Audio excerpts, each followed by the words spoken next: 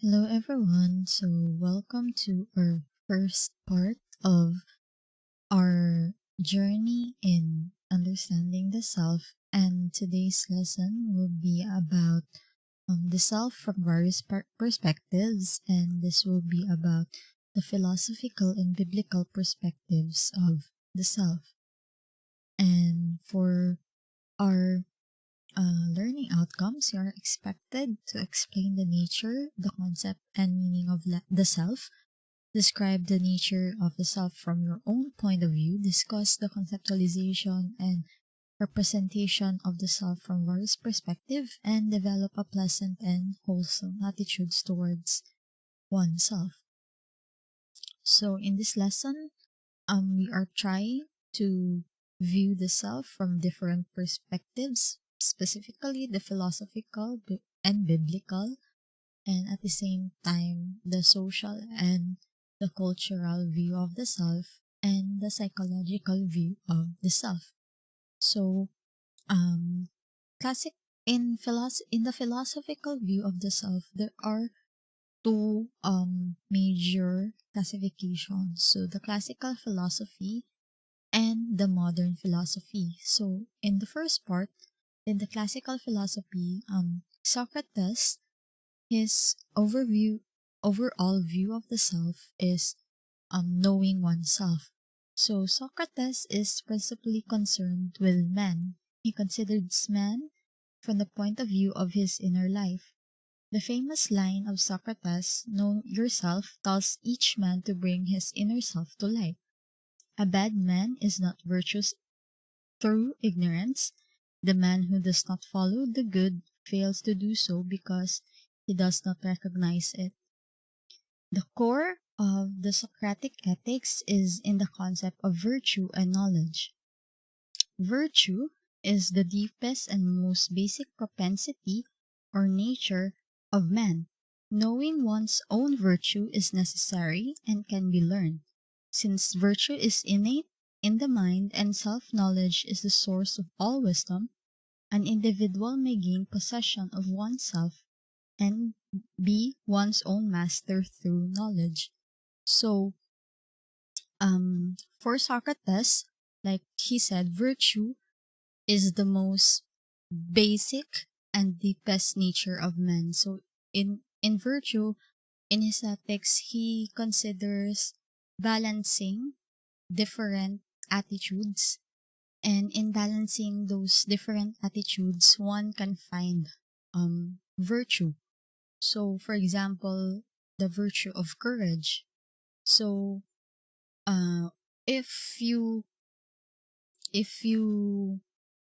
excess in virtue of courage, you will encounter recklessness, and if you have less courage, you will encounter um cowardice. So, for him, in Socratic ethics, it is a balancing act, and one can attain virtue through mastering knowledge.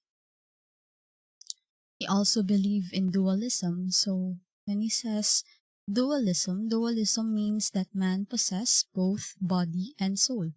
So the body is a separate entity from soul. So body is imperfect and non-permanent, while the soul is perfect and permanent.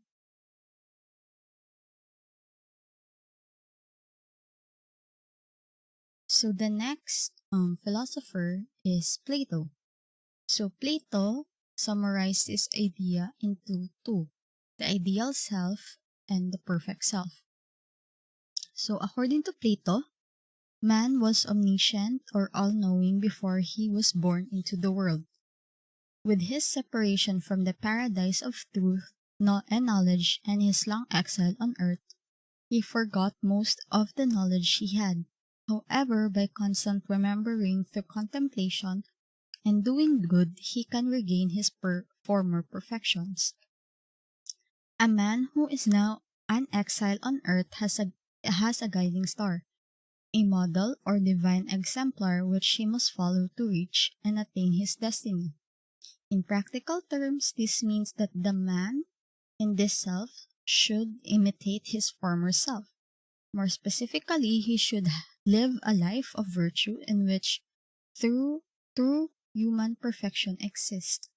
Happiness, which is the fruit of virtue, is attained by constant imitation of the divine exemplar of virtue embodied in man's former perfect self. So for Plato, he believed that the soul has three components.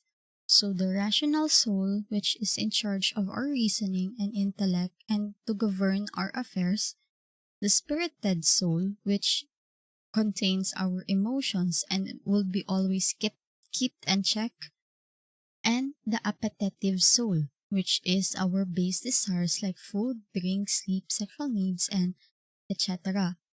And once we master our the the per once we master the human's person soul, we became virtuous, and we can attain this according to Plato if we remember our perfect self through contemplation, and then we can gain perfection.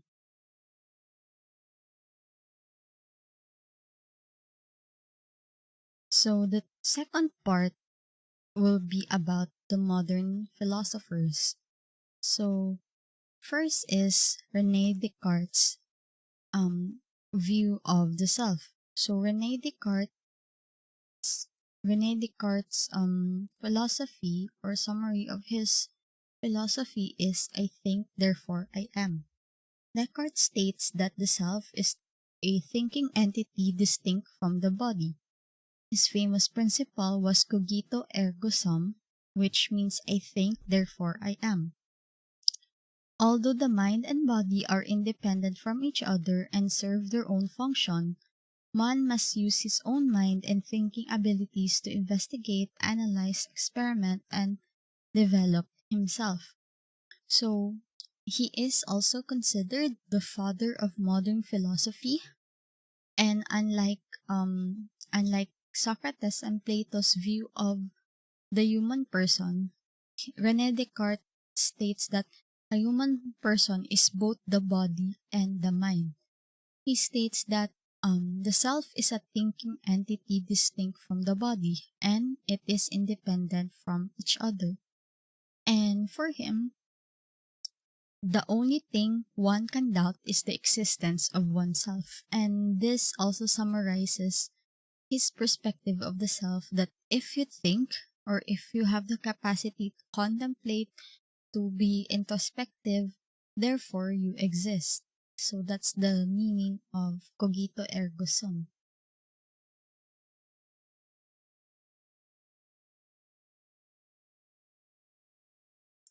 The next philosopher is John Locke. So according to John Locke, we have our own personal identity.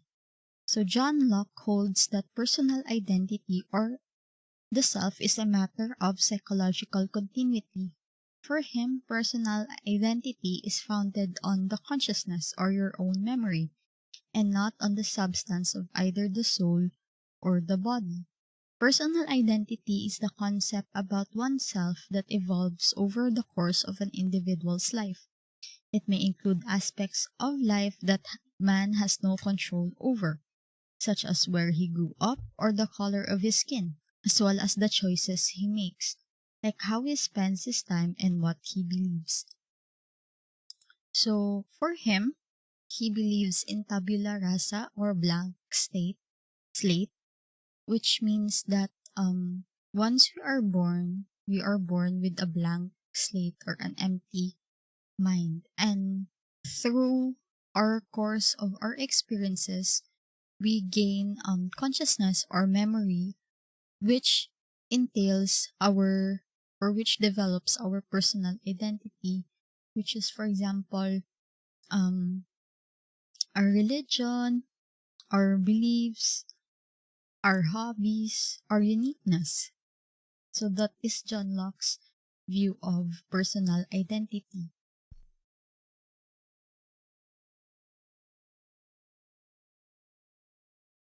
Next is David Hume. So, according to David Hume, the self is the bundle theory of the mind. For Hume, Hume is skeptical about the existence of the self, specifically on whether there is a simple, unified self that exists over time. For him, man has no clear or intelligible idea of the self. He posits that no single impression of the self exists. Rather, the self is just the thing to which all perceptions of man is ascribed. Moreover, even if there were such impression of the self, it would have to remain constant over time due to constitute identity. However, man's impression vary and always change. Even attempts to have impression of the self must fail, for all these attempts are really just occasions for one to notice perceptions. Put it simply, a person can never observe oneself without some other perceptions. Thus, Hume asserts that what we call the self is really just a bundle or collection of different perceptions which succeed each other with an inconceivable rapidity. So, David Hume's perception of the self is a clear opposite of Rene Descartes' view of oneself. For him, David Hume believes that the self is nothing but a bundle of impressions or ideas. So these impressions and ideas came from other people. Okay? So we cannot form our own view of oneself without others' impressions and ideas. And he said that we as people wanted to believe that there is a singleness or unified coherent self, soul, and mind. But for him, these are just a fallacy. So for him, it is just a combination of our experiences, and in particular, these are experiences that we gain through others.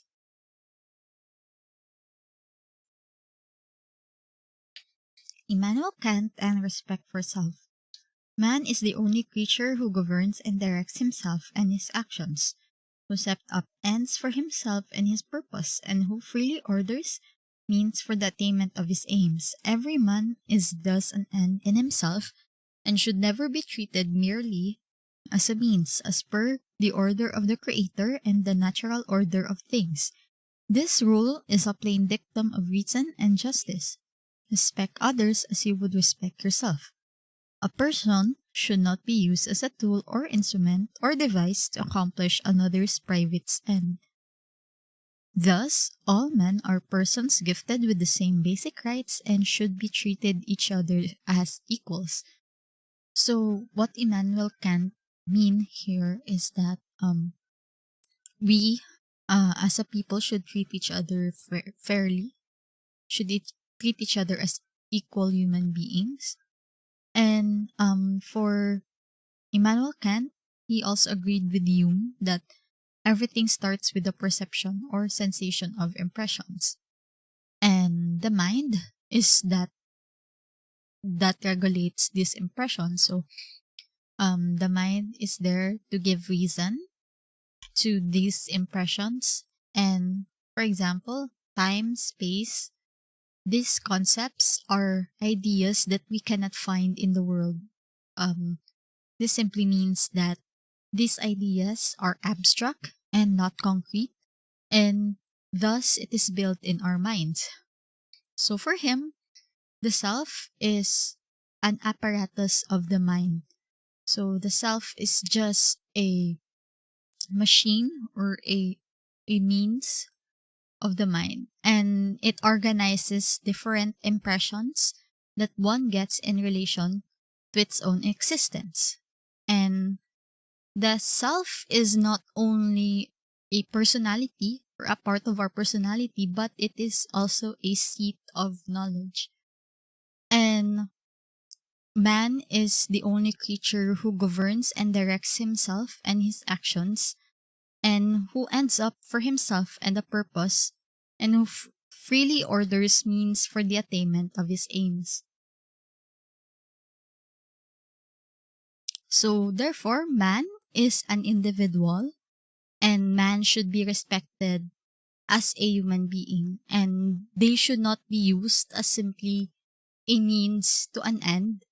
And in Kantian ethics, he just simply emphasized that we are all unique and special, and we must not use each other as a tool, but we must treat each other as co-human beings.